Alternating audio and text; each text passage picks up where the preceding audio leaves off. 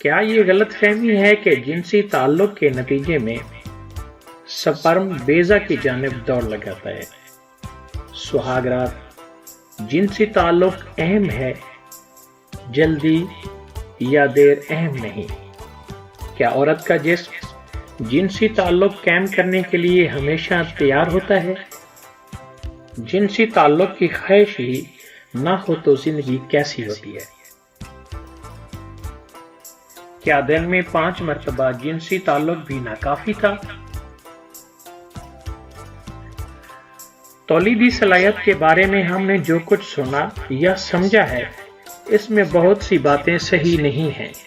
انسان میں بچے پیدا کرنے کی صلاحیت کے بارے میں بہت سی باتوں پر ہم اسی طرح یقین کرتے آئے ہیں جیسے ہم نے اپنے بزرگوں سے سنا ہے۔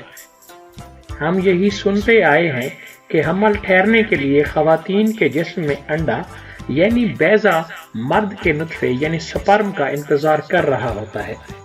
مرد اور عورت میں جنسی تعلق قائم ہونے کے بعد لاکھوں سپرم بیضہ کی طرف دوڑ لگا دیتے ہیں اور انہی سپرمز میں سے ایک جا کر بالآخر بیضہ سے مل جاتا ہے۔ یہ بھی کہا جاتا ہے کہ اس دوڑ میں جو سپرم سب سے تیز رفتاری سے بیضہ کی طرف بڑھتا ہے اسی کی جیت ہوتی ہے۔ بیضے میں نطفے کے داخل ہو جانے کے بعد جنین بنتا ہے اور یہی وہ وقت ہوتا ہے جب حمل ٹھہر جاتا ہے۔ مگر مسئلہ یہ ہے کہ اس کہانی میں مکمل سچائی نہیں ہے۔ اندازے کے مطابق جنسی تعلق کے دوران وجائنا یا اندام نہانی میں مرد کے جسم سے نکلنے والے لاکھوں سپرمز، اندازے کے مطابق ایک جنسی تعلق کے دوران مرد کے جسم سے تقریباً 25 کروڑ تک سپرمز کا اخراج ہوتا ہے۔ امریکی سائنسدان کرسٹین ہک کے مطابق وجائنا میں داخل ہونے کے بعد سپرمز کو پہلے دہانے سے اندر کی جانب جانے والے راستے یعنی سروکس کو پار کر کے آگے بڑھنا ہوتا ہے۔ کرسٹین نے بتایا کہ تولیدی عمل کے راستے میں سپرم کو متعدد چیک پوائنٹس کو پار کرنا ہوتا ہے۔ داخل ہونے سے بیضے سے ملنے تک کا راستہ سپرم کے لیے کافی طویل ہوتا ہے۔ اگر سپرم بہت اچھی صحت میں نہ ہو تو یہ سفر طے کرنا ان کے لیے مشکل ثابت ہو سکتا ہے۔ مانچسٹر یونیورسٹی میں شعبہ ریپروڈکٹیو میڈیسن کے ڈائریکٹر ڈینیل برائسن کے مطابق یہ اچھے سپرم کے انتخاب کا ایک اہم پڑاؤ ہوتا ہے۔ انہوں نے بتایا کہ وجائنا تک پہنچنے والے کروڑوں سپرمز میں سے کچھ ہی بیضہ تک پہنچ پاتے ہیں۔ اندازے کے مطابق جنسی تعلق کے دوران وجائنا یا اندام نہانی میں مرد کے جسم سے نکلنے والے لاکھوں سپرمز جو کہ اندازے کے مطابق تقریباً 25 کروڑ تک ہوتے ہیں ان کا اخراج ہوتا ہے۔ فیلوپین ٹیوب کے آخر تک خود اپنے آپ پہنچنا نطفے یا سپرم کے لیے ممکن نہیں ہوتا۔ یہی وہ مقام ہے جہاں بیضہ نطفے سے ملتا ہے۔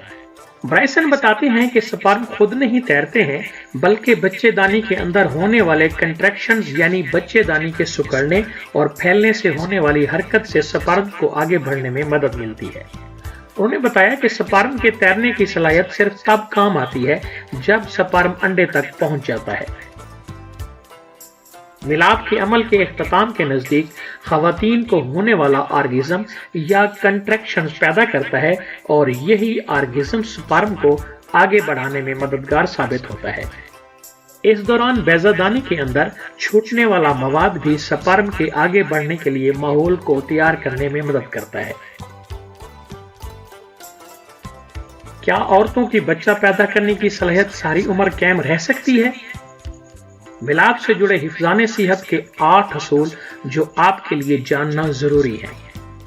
امریکہ کے سمتھ کالج کی پروفیسر ورجینیا ہیزن کا کہنا ہے کہ کل ملا کر بیضہ دانی کے اندر کا ماحول اور ملاپ کے دوران اور ملاپ کے بعد بیضہ دانی کے اندر بہت کچھ ایسا ہو رہا ہوتا ہے جو سپرم کے آگے بڑھنے اور اس کے مستقبل کے بارے میں فیصلے میں اہم کردار ادا کرتا ہے۔ اسپین کے یوجین گروپ کے تحقیق دان فلیپز ایمیلی کے مطابق وجائنا کے اندر پی ایچ یعنی تیزابیت کی سطح بھی اس بارے میں اہم کردار ادا کرتی ہے۔ زیادہ تیزابیت سپرم کے لیے اچھی نہیں، لیکن کچھ تیزابیت ضروری بھی ہوتی ہے۔ اسی تیزابیت کی مدد سے وہ انڈے کی پروٹین کی پرت کو پار کرنے میں کامیاب ہوتے ہیں۔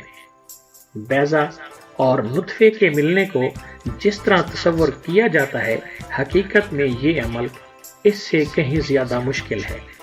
کچھ سائنسدانوں کا یہ بھی کہنا ہے کہ خواتین میں ملاپ کے اختتام کے دوران ہونے والا آرگزم سپرم کو اوپر کی جانب بڑھنے میں مدد کرتا ہے، تاہم متعدد کا خیال ہے کہ اس بارے میں مزید تحقیقات کی ضرورت ہے۔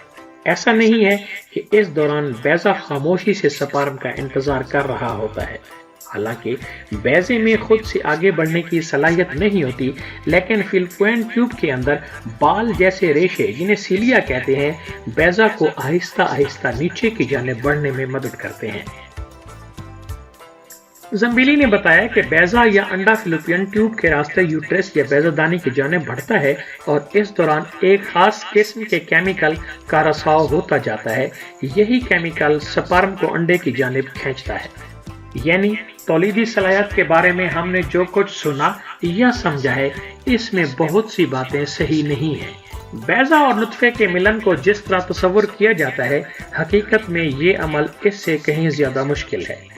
بہت سارا انحصار بیضہ پر بھی ہوتا ہے، کیونکہ وہ بھی اس کیمیکل کے ذریعے سپرم کو اپنی جانب کھینچ رہا ہوتا ہے، اور عام طور پر کوئی ایک سپرم ہی بیضہ سے مل کر اس میں داخل ہو پاتا ہے۔ تو کیا اس کا یہ مطلب ہوا کہ عورت کے جسم میں داخل ہونے کے بعد نطفے کو مخالف ماحول کا سامنا کرنا پڑتا ہے؟ کل ملا کر جسم کے اندر کا ماحول اور اس میں ہونے والی متعدد تبدیلیاں ہی یہ یقینی بناتی ہیں کہ آپ بچہ پیدا کر سکیں۔ ہیزن کا خیال ہے کہ یہ بھی کہنا ٹھیک نہیں ہوگا، کیونکہ ایسا لگ رہا ہے ہم جان بوجھ کر مردوں کی طرفداری والی بات کر رہے ہیں۔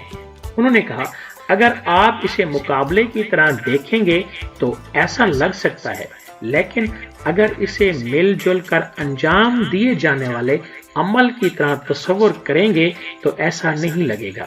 انہوں نے کہا، کل ملا کر جسم کے اندر کا ماحول اور اس میں ہونے والی متعدد تبدیلیاں ہی یہ یقینی بناتی ہیں کہ آپ بچہ پیدا کر سکیں، اس لیے اس ماحول کو دشمن نہیں سمجھنا چاہیے۔ انہوں نے کہا، اگر آپ اسے خواتین کے نظریے سے دیکھیں گے تو لگے گا کہ بیضہ دانی میں وہ سب کچھ صحیح ہو رہا ہے جو کسی عورت کو ماں بننے میں مدد کرتا ہے۔ حمل کے بارے میں کافی معلومات پہلے سے ہونے کے باوجود بہت کچھ ایسا ہے جو گزشتہ چند دہائیوں میں ٹیکنالوجی کے آگے بڑھنے کے ساتھ ہم پتہ لگا پائے ہیں۔ مثال کے طور پر سپرم کی موٹیلٹی، یعنی اس میں حرکت کی صلاحیت۔ امریکی سماجی امور کی سائنسدان ایملی مارٹن کی تحقیق میں اس بات پر زور دیا گیا ہے کہ کس طرح تولیدی صلاحیت سے متعلق تحقیقات میں ایسی زبان کا استعمال ہوتا رہا ہے جو سماج میں جنس کی بنیاد پر تفریق کو فروغ دیتی ہے۔ 1990 میں شائع ہونے والی ان کی ریسرچ میں بتایا گیا تھا کہ سیاسی رپورٹس میں بھی کس طرح کچھ باتوں کو جنس سے جوڑ کر بتایا جاتا ہے۔ ان کی اس ریسرچ کا ذکر اکثر فیمنزم کی لڑائی میں بھی کیا جاتا ہے۔ کرسٹین ہک کا خیال ہے کہ سائنس کے شعبے میں اگر خواتین اور مردوں کی نمائندگی برابری سے نہیں ہوگی تو اس کا اثر اس بات پر بھی پڑے گا کہ ہم اپنی تحقیق میں کون سا سوال پوچھ رہے ہیں اور کن کے جواب ڈھونڈ ہی نہیں رہے۔ ہیزن کا خیال ہے کہ ہمیں اس بات پر بھی غور کرنا چاہیے کہ ہم کن الفاظ کا استعمال کر رہے ہیں۔ ان کے خیال میں اس معاملے میں زرخیزی یا تولیدی صلاحیت کے بجائے حمل جیسے الفاظ استعمال کیے جانے چاہیے۔